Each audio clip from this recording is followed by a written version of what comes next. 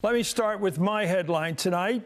I'm retiring. This is the last hardball on MSNBC, and obviously, this isn't for lack of interest in politics. As you can tell, I've loved every minute of my 20 years as host of Hardball. Every morning I read the papers, and I'm gung-ho to get to work. Not many people have had this privilege. I love working with my producers and the discussions we have over how to report the news. And I love having this connection with you, the good people who watch. Last night. Well, it was his last night. That was Chris Matthews. I have no idea what happened. I met Chris Matthews once at a fancy D.C. cocktail party. Those things do exist. I was at one. I met Chris Matthews. I happened to be invited to one by a date. But I was there and I met him, and he's one of these guys who he was in the game a long time. I think, he probably started to miss a step in the last few years because he would just go on TV and say really dumb stuff. I think the single most famous phrase he ever uttered was the thrill up the leg, right, about Obama winning.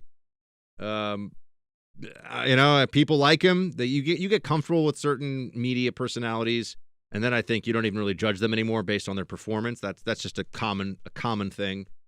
People who have been listening to certain people for a very long time don't care when the show gets bad. They watch somebody for a very long time. They don't care when the show has really ceased to be worthwhile. That's just true across the news media. I don't know why he got pushed out, other than they said that there are comments that he made about women. And I just can't help but notice that Joy Reid still has a job at MSNBC and is treated very well there, is on air regularly.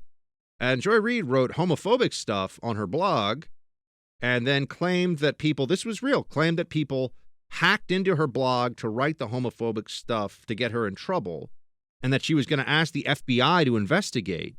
She still has a Job. Chris Matthews was close to retirement anyway, and, I understand that. Chris Matthews does not have a job anymore. And I'm not crying any tears for the guy. He's made millions and millions and millions of dollars to do something that he's really just lucky. He was lucky to be in the right place at the right time and just kind of ride the wave as long as he did.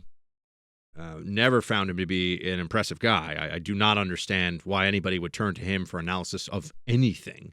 But again, it's just, I'm Chris Matthews, I'm loud, I yell, it's just I'm here in D.C., I'm talking fast, and I seem like I know things, and I got connections, I don't know. Some people seem to think that means that he knows something. But he's gone, and there's certainly at some level there's a bit of a Me Too component to this. I just wish we had a better idea. If we're going to assess, also, do we really care? That's why it's the end of the show I'm mentioning this. The answer is no, we don't really care. But I think it's interesting to see how people just take it for granted. On the one side, you have those who see this as inherently as a victory. Another white male fired from his job for comments about women. And there are other people like me who just want to know, okay, well, if we're going to celebrate this, can we know what was going on here? Or do we just have to now celebrate? Somebody loses their job or is pushed out, and it has to do with comments, not actual physical touching or anything criminal, comments to women, and we can't know the comments, and we're supposed to celebrate it? Anyway, I'm not going to miss Chris Matthews. I never watched him. I thought his show was dumb, but this is what happened.